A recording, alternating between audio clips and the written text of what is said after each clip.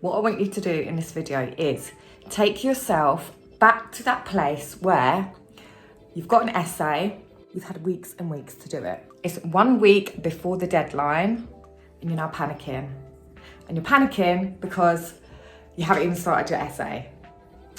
I'm going to show you in this video how to deal with that and why it's important to give yourself more margin. In my time as a tutor, I have dealt with lots and lots of you guys who have essays due and they need that help last minute because they haven't started, or they looked at the question weeks ago and they are just frozen in fear because they don't know where to start, how to start. Do you feel like this? You get that kind of frozen state where you just ignore it, you pretend it's not going to happen. You kind of get that fear that it just consumes you and you never end up starting. I've also worked with some of you who prefer to leave it to the last minute because you feel that is your drive. You know, that deadline, having that external pressure on you put on by someone else, knowing that this is it, it's now or nothing, and that just drives you to the finish line of getting your essay started. So I'm going to explain now why, for me personally, and when I speak with my students, why giving yourself more margin really does help. And what I mean by that is starting your essays early. And why I think it's a good thing is you feel more organised, you're feeling like you've got a plan of action. It then reduces your stress, reduces any anxiety, and it means that you actually are motivated to do it because you know that you can do it in little chunks as you go along, and you know you've got more time. It's just knowing that you've got that time relieves a lot of that stress and pressure. If you have been used to doing it the old way of ignoring it, having that fear that I spoke about at the beginning, or even if you use it as your driver, this video will help you kind of bring it back to giving yourself more time to do it. As with any change, it's not going to happen instantly. It's going to have to require work from you to actually try and change your habits when it comes to writing essays. But this video will certainly help you because it's helped so many of my students. Here are a couple of reasons why starting early has helped me when I've been studying and in my job, and how it has helped my other students. So firstly, it gives them more free time. It lets them think and reflect and condense on the question. It lets them actually balance their time with having free time and enjoying themselves and not being completely consumed by the essay. And like I said just before, it really helps just alleviate that stress and that pressure. I'm going to talk a little bit about my job because I know some of you are interested in this channel because you want to become probation officers. And the one thing I learned from doing my essays and dissertations and stuff when I was studying is all of that is really important when it comes to getting a job. So whether you're looking for a job with the police, psychology, criminology, forensic field, it's most likely that you are going to be having to write assessments and reports. And the deadlines for that, you don't get months on end like an essay.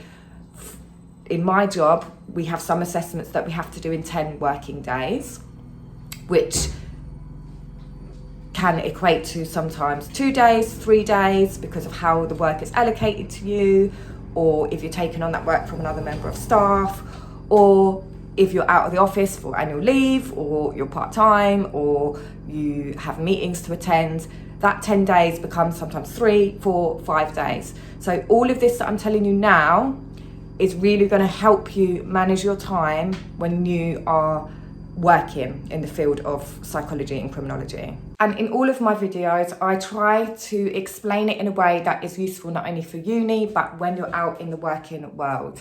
So another example is giving myself more margin in my job. So we have, like I said, assessments to do, parole reports, sometimes court reports as well.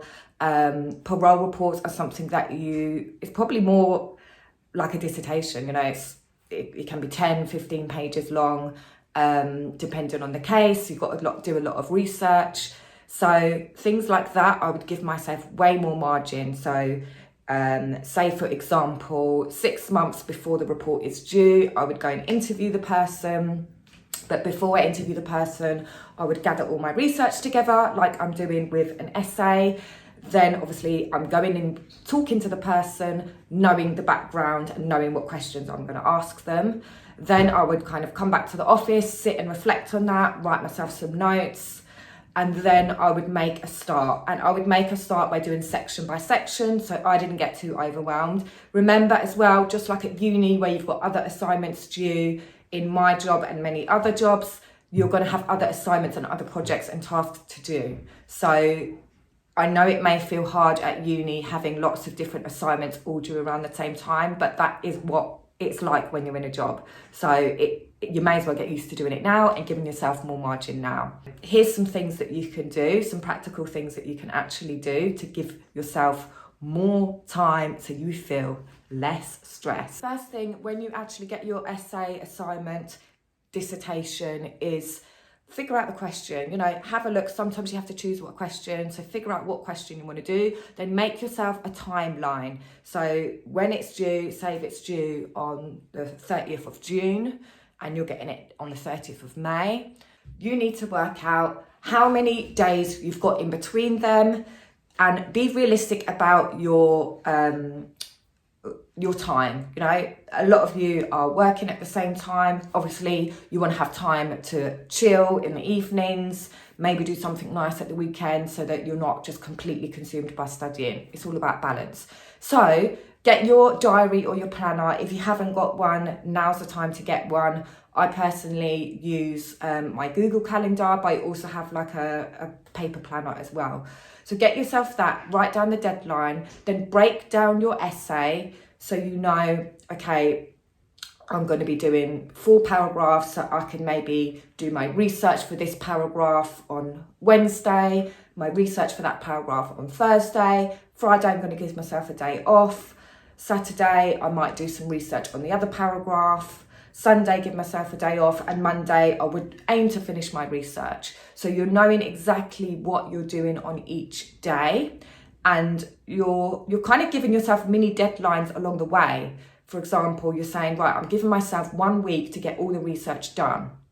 So by that next Wednesday, you are going to be in a position to start writing up paragraph 1. And I always advise to my students is write it up paragraph by paragraph, one at a time. Again, so it's manageable, so you stay motivated, and so it doesn't feel too overwhelming. You're not putting too much expectation on yourself. But you can only really do it like this when you've given yourself enough time. So remember that. Are you a student who is in second year? You're finishing up, and you're going into third year, which means dissertation year. This can really apply when it comes to your dissertation. I've worked with a lot of students who come to me in March, April, weeks before their dissertation is due, literally 4 weeks before it's due, wanting help. Now, this is not only stressful for you as a student, it's quite stressful for the tutor, because there's only so much someone else can do to turn it around for you in that last month. It really is difficult, and there's only so much you can do in the last minute. So I always advocate to start your dissertation early.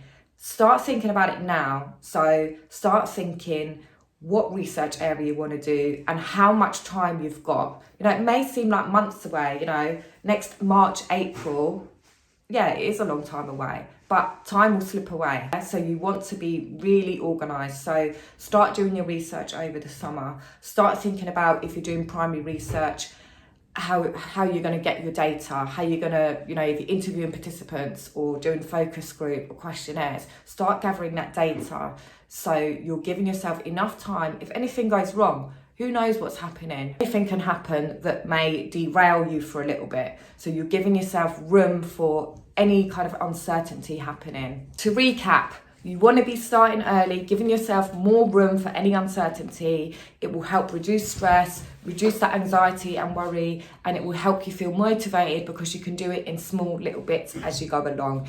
It will also help you as you move into the field of psychology and criminology criminology jobs where you're going to have to do assessments, especially probation officer jobs for anyone watching. I talked in my video a bit about planning, so you can see my previous video on planning. I'll leave the links.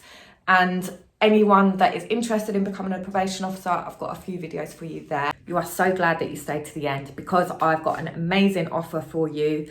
It's called Master Probation. So get access now to the 4-step formula to master the insider secrets to be a probation officer. Register now for the pre-probation program. It's only available for a limited time. So I've left all the details in the description of the offer because I will only be running it for a short space of time, but I've had so many requests for this, so spaces are filling up quickly.